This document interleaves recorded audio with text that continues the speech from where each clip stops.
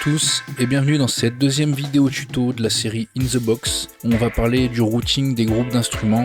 Dans la première vidéo, on a vu un exemple d'instrument à mettre dans un template pour commencer à créer. Ici, on va voir comment je groupe ces instruments pour avoir 8 bus de console que je vais plus tard mapper à mes contrôleurs MIDI. Pour jouer du dub avec du matos analogique, on utilise une console de mixage avec des effets branchés dessus. Chaque instrument rentre dans une tranche de console et ensuite on peut grouper les instruments dans ce qu'on appelle des bus. Alors petite définition, le bus c'est un circuit qui collecte les signaux provenant de plusieurs sources, tout simplement. Donc sur Ableton, on a une console virtuelle avec un nombre de pistes et de bus illimité, mais on est limité au nombre de contrôles qu'on a sur le contrôleur MIDI. Le plus classique étant 8 pistes, j'utilise personnellement un Ovation Launch Control XL, j'en ai deux, un pour les instruments et un pour les effets, on verra ça plus tard. Je pense que 8 pistes instruments c'est pas mal, c'est bien, ça permet d'avoir suffisamment de bus pour mettre tous ces instruments. On va voir comment je groupe mes pistes dans mon template pour être le plus efficace dans mon jeu de mix dub. Alors je vais d'abord montrer comment on groupe des pistes dans Ableton, donc c'est très simple. Là on va prendre, on va dire qu'on a un instrument MIDI, on clique à droite, MIDI ou audio, peu importe, clic droit ou CTRL G, groupe tracks, hop, et voilà, on a créé un groupe d'instruments. On peut vérifier que au niveau de la sortie audio, ça rentre bien dans le groupe. Un groupe, on va l'appeler.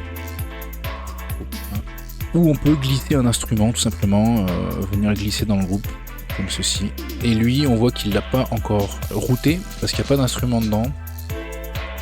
Et voilà, dès qu'on met un instrument, il le route au groupe. Sinon, il suffit de venir ici, et puis on peut le mettre où on veut en fait. Même s'il est dans le groupe, il peut être routé ailleurs. Alors moi j'ai donc 8 groupes principaux dans lesquels tous mes instruments vont rentrer, ou quasiment tous mes instruments. C'est ma façon de grouper les instruments, évidemment il vous appartient de les grouper différemment, c'est simplement la plus pratique que j'ai trouvée avec mon style de jeu de dub mix. Donc voilà, la première c'est les basses. Alors ici, il n'y en a qu'une qui joue. On verra plus tard comment j'utilise une deuxième basse pour faire une ghost bass envoyée dans une disto, dans une spring pour faire cet effet de ghost bass. Ensuite, le kick, un groupe avec ma piste kick, un groupe avec la rime et la snare, un bus avec toutes les cymbales, ainsi que tout ce qui est shaker, tambourine ou autre maracas, tous les instruments de rythmique aigus, j'ai envie de dire. Ensuite j'ai un groupe de percus.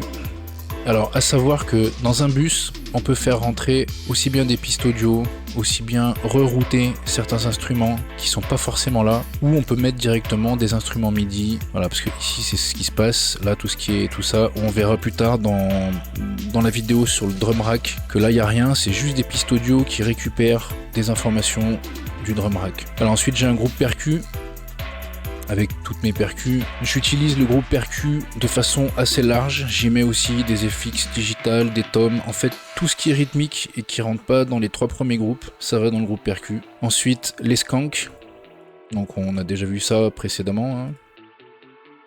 Les leads, et puis tout le reste.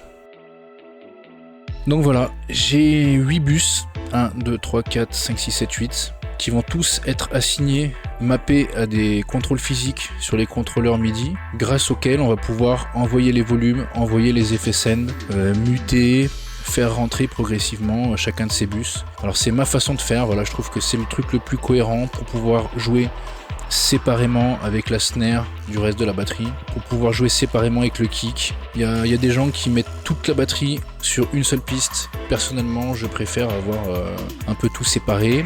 Et voilà, j'ai donc 4 pistes rythmiques et 4 pistes instruments. Mais libre à vous de faire différemment, d'utiliser des contrôleurs avec 12 pistes, 16 pistes, et puis de faire encore plus de séparation. Ou libre à vous de faire des groupes plus limités. Si vous avez un seul launch control par exemple, si vous avez que 8 pistes et que vous voulez aussi mettre des effets, il va falloir faire des groupes plus restreints. Enfin voilà, c'est une base sur laquelle vous pouvez travailler en tout cas. Et bien voilà, le chapitre sur le template et les groupes d'instruments est terminé. On se retrouve dans un nouveau chapitre dans lequel on va creuser les instruments plus en détail. N'hésite pas à t'abonner et partager si le contenu te plaît, et on se voit dans les prochaines vidéos.